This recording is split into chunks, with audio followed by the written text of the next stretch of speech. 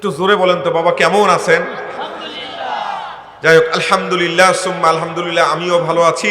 মনটা ভরে গেল, মনটা জুড়ে গেল যে আপনারা ভালো আছেন।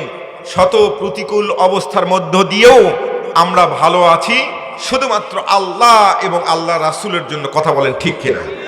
কোরআনুল কারীমের প্রেমিক যারা, তারা কখনো কোনো অবস্থায় মানে খারাপ অবস্থায় থাকবে না। তাদের 365 দিনই ভালো, 365 দিনই তাদের ভালোবাসায়। তাদের কোনো স্পেশাল ভালোবাসা দিবস থাকে না। মুসলমানদের স্পেশাল কোনো ভালোবাসা দিবস নেই, সব দিন তাদের ভালো। কথা বলেন ঠিক কিনা?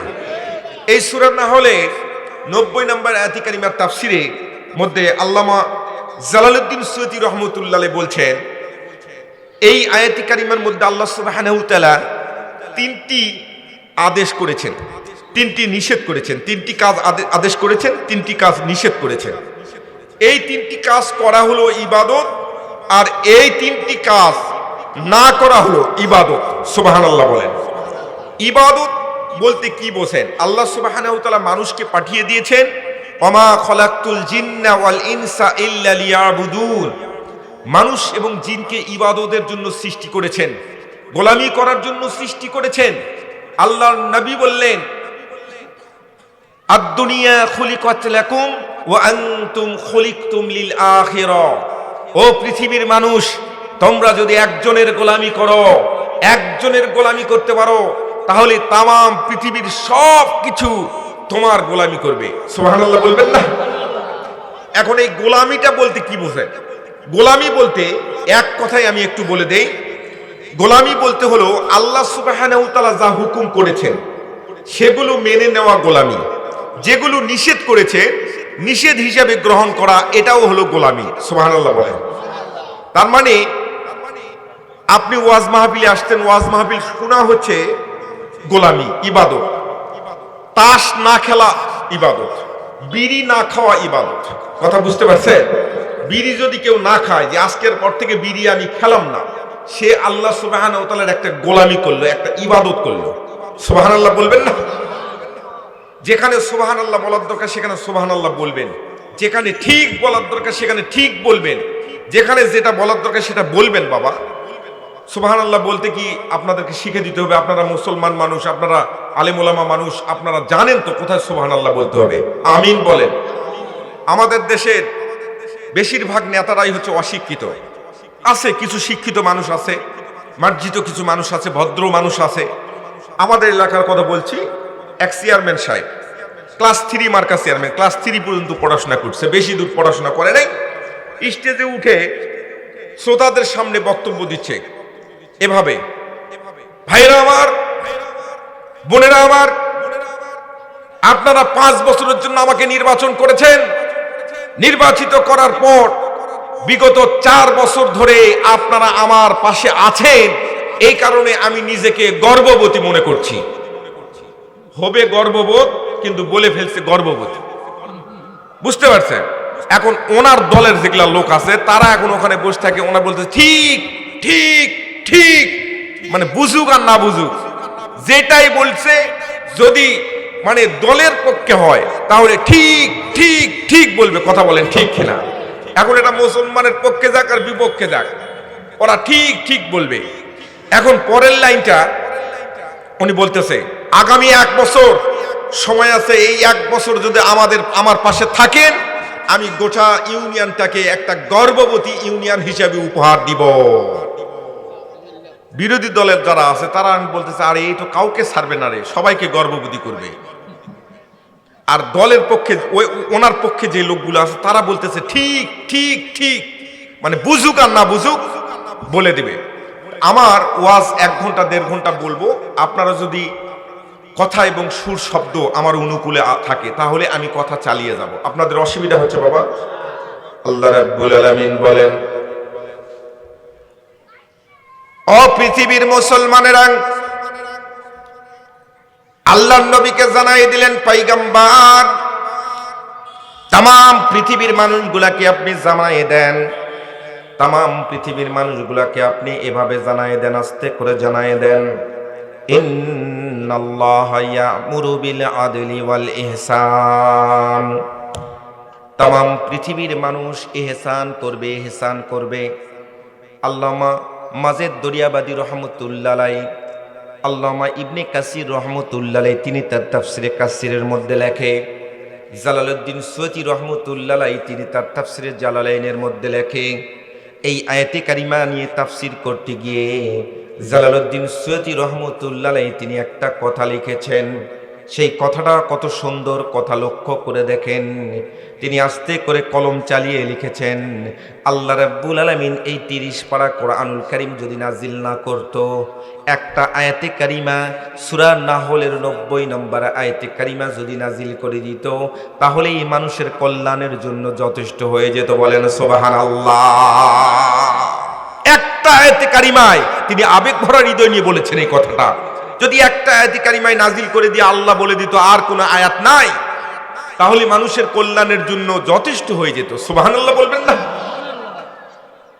মুসলমান ইমানদার ভাইরারে আমার, তাহলে এই আয়াতে কারিমার মধ্যে কি আছে, কোনটা লুকায়িত আছে, একটা একটা করে টেনে টেনে বের করে করে আপনাদের খেদমতে উপস্থাপন করতে চাই।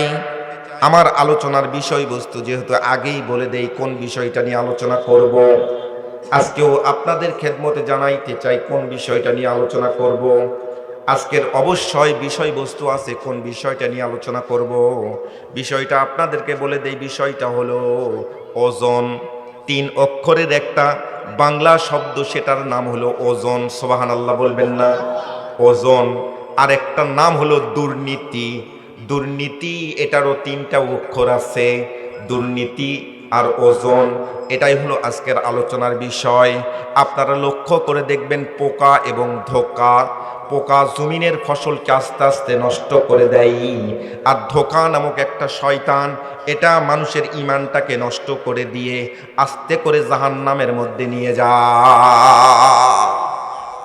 পোকা জমিনের ফসলকে নষ্ট করে দেয়, ধোঁকা নামক শয়তান এটা মানুষের কল্পটাকে নষ্ট করে দেয়, ঈমানটাকেও নষ্ট করে দেয়। আমি এক মাহফিলে, আমার আজকের আলোচনার বিষয় কিন্তু ওজন, কথা বুঝবেন, ওজন। আচ্ছা আপনারা বলেন তো একটু, আপনারা যেহেতু আলেম ওলামা মানুষ আছেন, টুপি পরা মানুষ আছেন, দাড়িওয়ালা মানুষ আছেন, আমার মনে হচ্ছে আপনারা শিক্ষিত মানুষ, right method of application, according to Quran and Hadith. Quran এবং হাদিসের আলোকে আপনারা বলেন তো, এই যে সামনে পবিত্র রমজান মাস, আর 12-13 দিন পর পবিত্র রমজান মাসে সেহরি খাওয়া লাগবে। এখন রমজান মাসে এক ব্যবসায়িক ব্যবসা করে, উনি চাল ডাল তেল লবণ সব কিছু বেচা কিনা করে, এই মানুষটা ওজনে কম দেয়।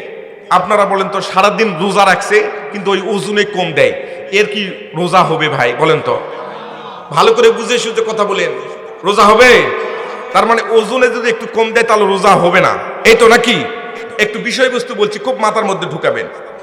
যেই মানুষটা কাপড় বিক্রি করে, কাপড় বিক্রি করে ও গজ ফিতা এভাবে বিক্রি করতো নাকি? 1 গজ কাপড় দেন, 2 গজ কাপড় দেন, 5 গজ কাপড় দেন। এখন 5 গজ কাপড় নিতে গেছেন, উনি 1 ইঞ্চি কাপড় কম দিয়েছে, 5 গজ কাপড়ে 1 ইঞ্চি কাপড় কম দিয়েছে। আপনারা বলেন তো, সে ওজনে কম দিল কিনা? বলেন তো, ওজনে কম দিয়েছে? ঠিক আছে। আচ্ছা বোঝেন, যেই মানুষটা তেল বিক্রি করে, এ হচ্ছে লিটারে বিক্রি করে, তেল বিক্রি করা হয় লিটারে, তার নাকি? এখন লিটারে তেল বিক্রি করবে, একে 5 লিটার তেল আপনি নিবেন, কোনো কারণে 5 লিটার তেলে 100 গ্রাম কম দিয়েছে, অথবা 50 গ্রাম তেল আপনাকে কম দিয়েছে। আপনি বলেন তো, এ রোজা হবে ওর? ওজনে কম দিল তো নাকি? ওজনে ঠকাইছে কিনা? আমি হঠাৎ করে লক্ষ্য করে দেখি, আমার ডান দিকে কেউ নাই, আমার বাম দিকেও কেউ নাই, আমার পিছনেও কেউ নাই।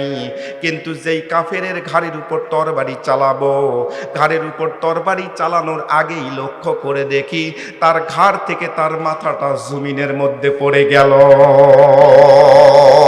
আল্লাহু আকবার বলে। আল্লাহর নবী বললেন, সাহাবীরা রে,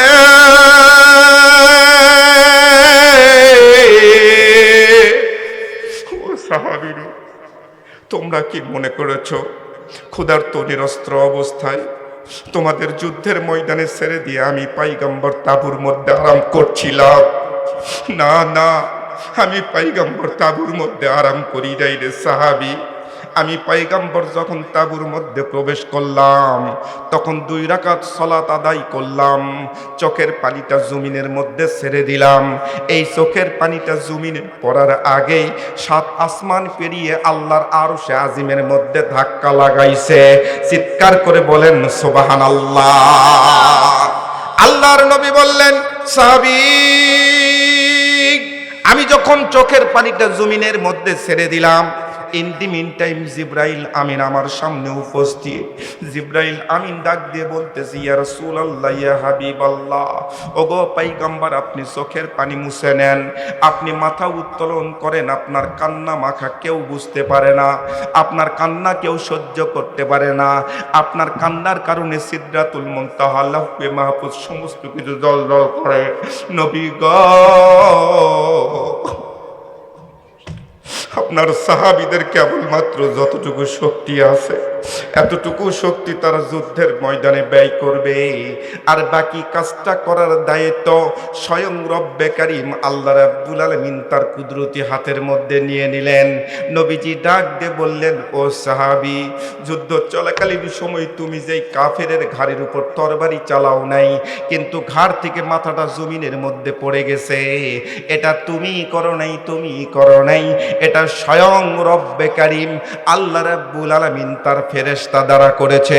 চিৎকার করে বলেন সুবহানাল্লাহ।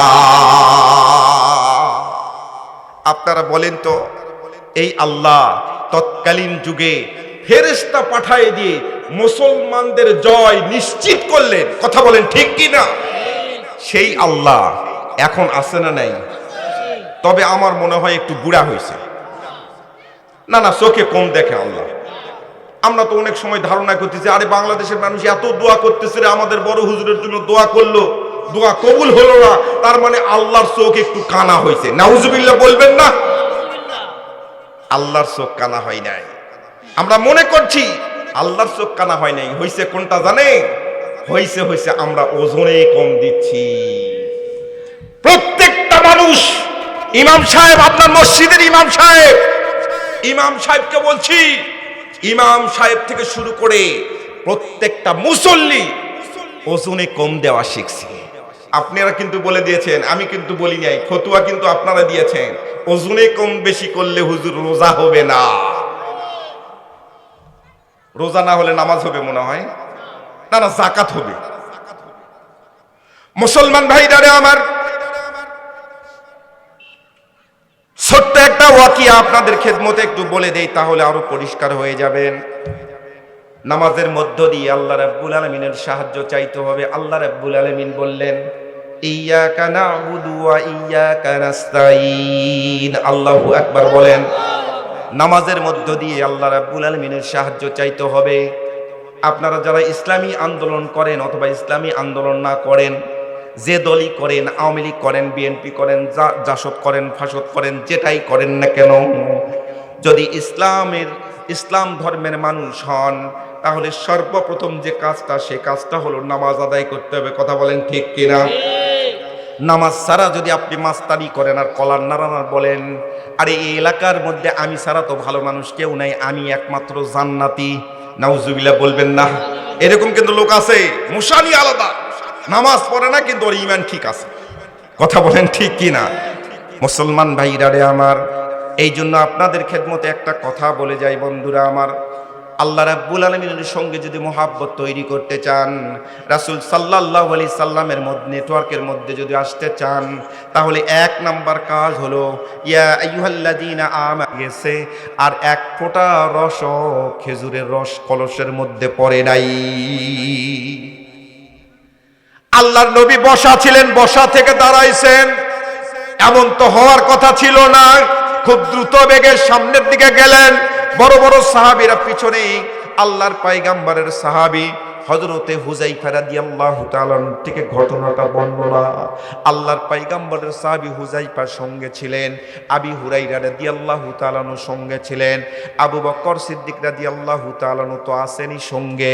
বড় বড় সাহাবীরা যখন চলে গেলেন, ওই সাহাবীর বাড়িতে তন্ন তন্ন করে লক্ষ্য করার চেষ্টা করলেন কোনো ক্লু খুঁজে পাওয়া যায় নাকি, কিন্তু না না, পয়গম্বর আলাইহিস সালাতু ওয়াস সালামের চোখের মধ্যে কোনো কিছু ধরা পড়ল না।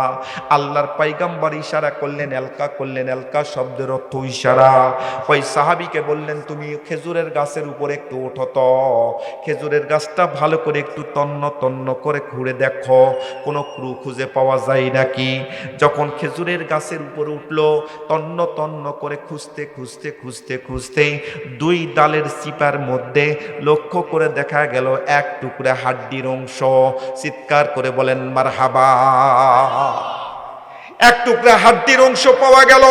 আল্লাহর পয়গম্বরের সাহাবী খেজুরের গাছ থেকে আস্তে করে নামলেন, পয়গম্বর আলাইহিস সালাতু ওয়াস সালামের হাতের মধ্যে হাড্ডিটা দিলেন। আল্লাহর পয়গম্বর হাড্ডিটা হাতের মধ্যে নিলেন, সিদরাতুল মুনতাহার দিকে, লাউহে মাহফুজের দিকে নবুয়তের দৃষ্টিটা রাখলেন। আল্লাহর পয়গম্বর যখন দৃষ্টিটা ওখানে রাখলেন, ওখান থেকে সব কিছু ঝকঝক তকতক দেখানো হলো।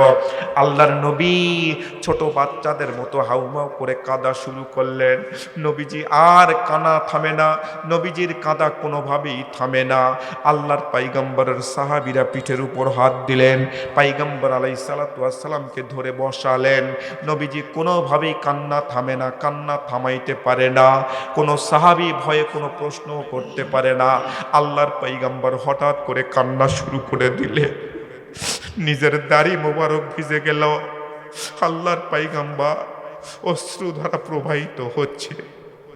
আল্লাহর পয়গম্বর কোনো কথা বলতে পারে না। ছোট বাচ্চা মানুষ যেমন কাঁদলে কথা বলতে পারে না, নবীজি আমার কাঁদতেছেন কাঁদতেছেন, কোনো কথা বলতে পারে না। এমন সময় আল্লাহর পয়গম্বর আলাইহিস সালাতু ওয়াস সালাম নিজেকে কন্ট্রোল করলেন। কিছুটা কন্ট্রোল করে দুই হাত সাহাবীদেরকে নিয়ে আল্লাহ রাব্বুল আলামিনের দরবারে উঠালেন। সাহাবীরা আমিন আমিন করছে, আমিন আমিন করছে। আল্লাহর পয়গম্বর দোয়া করছেন, আল্লাহর পয়গম্বর দোয়া করছেন। দোয়া যখন শেষ হয়ে গেল, একজন সাহাবী প্রশ্ন করলেন, ইয়া রাসূলুল্লাহ, ইয়া হাবিবাল্লাহ, নবী গো, আপনি ছোট বাচ্চাদের মতো এতক্ষণ ধরে কাঁদলেন কেন, আর দোয়াই করলেন কেন? আর এই হাড্ডিটার রহস্যটা কি?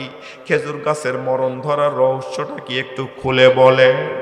আল্লাহর নবী ডাক দিয়ে বললেন, সাহাবীরা রে, আমি পয়গম্বর যা দেখতে পাই তোমরা তা দেখতে পাও না।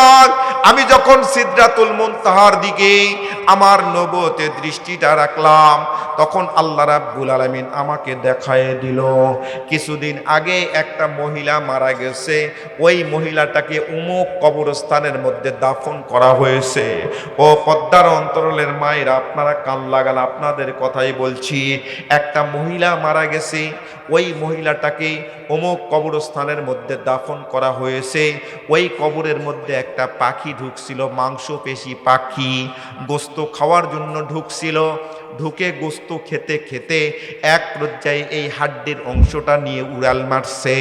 উড়ে এসে এই গাছের উপর বসে থেকে গোস্তগুলা খেয়ে এই হাড্ডিটা এখানে রেখে পাখিটা চলে গেছে। ও সাহাবীরা, ওই মহিলার কবরের মধ্যে আগুনের আযাব দেওয়া হচ্ছে, জাহান্নামের আগুনের আযাব দেওয়া হচ্ছে। নাউজুবিল্লাহ বলেন। জাহান্নামের আগুনের সুড়ঙ্গ করে দেওয়া হয়েছে। ওই মহিলার কবর থেকে একটা অংশ যেন, একটা হাড্ডির অংশ যেন বাদ না যায়, এই কারণে কবর থেকে সরাসরি আগুনের তাপ দেওয়া হচ্ছে এই হাড্ডিটার মধ্যে। এই তাপটা খেজুর গাছ সহ্য করতে পারে নাই। আল্লাহ নবীর সাহাবীরা তাড়াতাড়ি খোঁজ লাগালেন। খোঁজ করে দেখা গেল এই মহিলার সবকিছু ঠিক আছে। নামাজ তো পড়তো, আল মারাতু ইজা সাল্লাত খামসাহা, 5 ওয়াক্ত নামাজ পড়তো। আল মারাতু ইজা সাল্লাত খামসাহা ওয়া সুআমাত শাহরাহা ওয়া আহসানাত ফারজাহা ওয়া আতাআত বালাহা। আল্লাহর পয়গম্বর সাহাবীরা বললেন, ওগো পয়গম্বর, 5 ওয়াক্ত নামাজ তো ওই সাহাবী, ওই মহিলা সাহাবী 5 ওয়াক্ত নামাজ পড়তো। ওটা আপনার এলাকার মধ্যে, অমুক এলাকার মধ্যে ও তো 5 ওয়াক্ত নামাজ পড়তো, এরপরে রমজান মাসের রোজা রাখতো, আবার স্বামীরও তো খেদমত করতো। কিন্তু কোন জায়গায় সমস্যা হলো, যেই কারণে কবরের মধ্যে আযাব হচ্ছে। আল্লাহর পয়গম্বর আলাইহিস সালাতু ওয়াস সালাম বললেন, ও সাহাবীরা 5 ওয়াক্ত নামাজ পড়তো, তবে ভালোভাবে খোঁজ করে দেখো ওয়াক্ত মতো নামাজ পড়তো না। আমাদের মায়েদের এই অপরাধ আছে, দোষ আছে। সম্মানিত হাজিরিন, বাবারা আমার, ও আম্মারা, পর্দার অন্তরালে মায়েরা কান লাগান। আপনার পরিবারটা আপনাকে জান্নাতি করতে হবে। আপনার পরিবারটা আপনাকে জান্নাতি বানাতে হবে। আপনি দোকানদারি করেন, আপনি ব্যবসা করেন, আপনি চাকরি করেন, বাড়িতে যখন আসবেন, বাবা কৃষক মানুষ, বাড়িতে যখন আসবেন, এসে আসরের নামাজের সময় আপনার ছেলের হাতটা এইভাবে ধরবেন, ধরে বগল ডাবা করে নিয়ে মসজিদে যাবেন, আর আপনার স্ত্রীকে বলেন, মেয়েকে নিয়ে তুমি আসরের নামাজ পড়ো। সুবহানাল্লাহ বলবেন না? মেয়েকে নিয়ে আসরের নামাজ পড়ো। আসার সময় বাজার থেকে মদিনা সরিষার তেল, কি সুন্দর খাঁটি সরিষার তেল, কাঁচা মরিচ তো বাড়িতেই থাকে, একটু মুড়ি কিনে নিয়ে আসেন। আসার পর বাড়িতে সবাই এক জায়গায় বসে আপনার স্ত্রীকে বলেন, তুমি একটু মুড়িটা মাখো তো, সুন্দর করে কাঁচা মরিচ দিয়ে মুড়িটা মাখো। সরিষার তেল দিয়ে মুড়িটা মাখার পরে সামনে একটু রাখেন, পায়ের উপর কম্বল উঠাই দিয়ে, শীতের সময় কম্বল